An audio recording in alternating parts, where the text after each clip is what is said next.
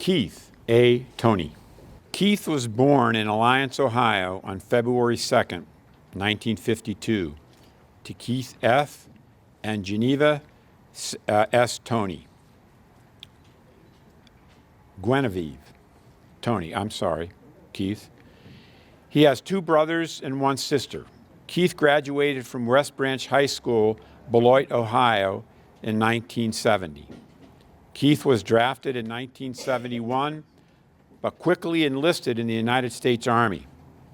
He did his basic training at Fort Jackson, South Carolina, as well as advanced individual training for medical records. In April of 1972, Toney reported to the 95th Evacuation Hospital in Da Nang, Vietnam. Shortly after his reporting to the 95th, he was selected as an acting Sergeant E5 and became the non-commissioned officer in charge of admissions and dispositions. Acting Sergeant Toney was responsible for communicating with medevac aircraft, relaying incoming patients' disposition to medical staff, and guiding the medevac aircraft onto the landing zone. He and his soldiers collected, secured, and documented soldiers' personal effects. Whenever possible, he interviewed patients to obtain their demographic data. His team also respectfully prepared KIAs for graves registration personnel prior to return to the remains to the United States. He was authorized the patch Survivor of U.S. Forces Bomb Attack, Da Nang, RVN, January 8, 1973. Specialist Toney departed Vietnam in March of 1973 and reported to the 629th Medical Company, Fort Ord, California, until his discharge in 1974. He immediately enrolled in college. Specialist for Toney was awarded the Bronze Star Medal for meritorious achievement in ground operations against hostile forces as a medical regulating specialist in combat aeromedical and air evacuation problems. In 1985, Keith departed Fort Ord, California, and accompanied his wife to her new duty station in Stuttgart, Germany. While in Germany, he worked for the facilities engineers, where he supervised and accompanied workers who repaired general officers' quarters. Toney reported to Fort Sam Houston, Texas in 1992. Mr. Toney became the school liaison for the Children and Youth Services prior to the Purple Star Program. In 2000, Keith was elected the first black president of the Fort Sam Houston Independent School District's school board, where he served for 15 years, 10 as president. In 2001, under President Toney's leadership, Fort Sam Houston ISD decorated the new JROTC building, Pryor Hall, in memory of the late Sergeant Major Rufus Pryor, former JROTC instructor. Pryor Hall became the first building in the entire history of Fort Sam Houston to be named after an African American. In 2014, Keith was appointed to serve as District 2 Councilman for the City of San Antonio for the remaining term of Mayor Ivy Taylor. He worked at Child and Youth Services until 2018, when he retired with 35 years as a government employee. Former Councilman Toney holds a master's degree in human resources from Pepperdine University, a bachelor's degree in government from Chapman University, an associate's degree in speech from Monterey Peninsula College. Former Councilman Toney is a member of the Alpha Phi Alpha Fraternity Incorporated. He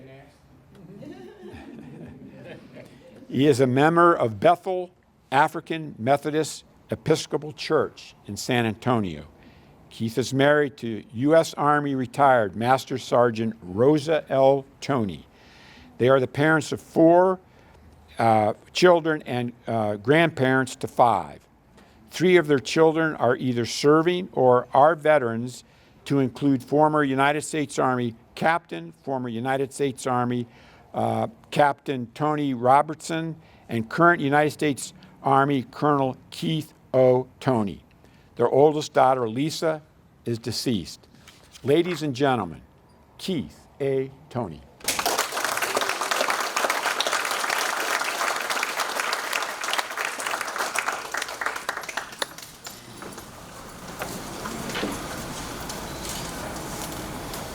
Thank you all so much. First of all, thanks to Lieutenant Colonel Cheatham for nominating me for this.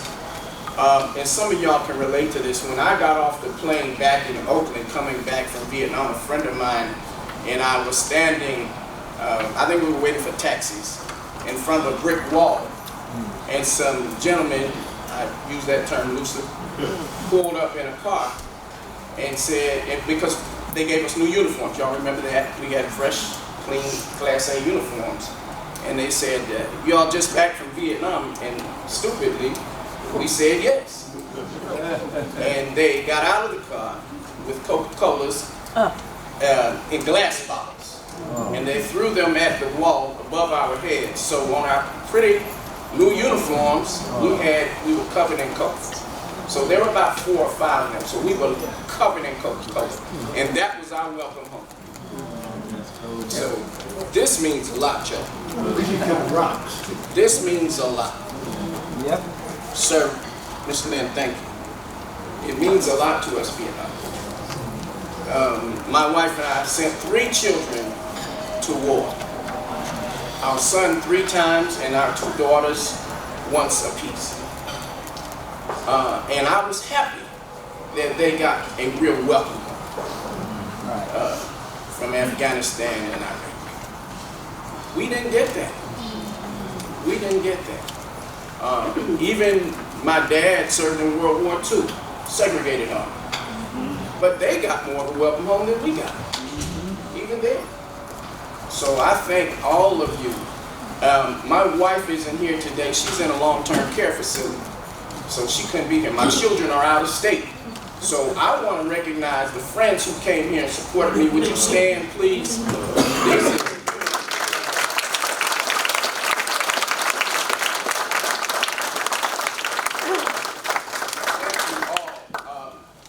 These gentlemen here and ladies, and let us not forget too, it wasn't just guys in Vietnam. I worked in a hospital, and as Mr. Bray said, unfortunately we bagged them and tagged them. So we lost nurses that maybe you had lunch with, female nurses, and then that evening you were putting her body in a body bag. So there were women. So thank you also. Let us not forget that, the female veterans among us. To every branch. I was Army, but we couldn't have made it without the Air Force, the Navy, the Marine Corps.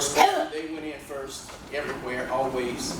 And so thank you so much. Especially the Navy does not get the credit I think they deserve. Because as an thank you, as an RTO, that's radio telephone operator, I called in coordinates. And you call it to a ship that you couldn't even see out in the South China Sea. And you call in the coordinates, and the next thing you know, that old mountain was lit up. They blew it to pieces. You couldn't even see them. So thank you so much. So thank you all for this. This means a lot. I really appreciate it. God bless all of you.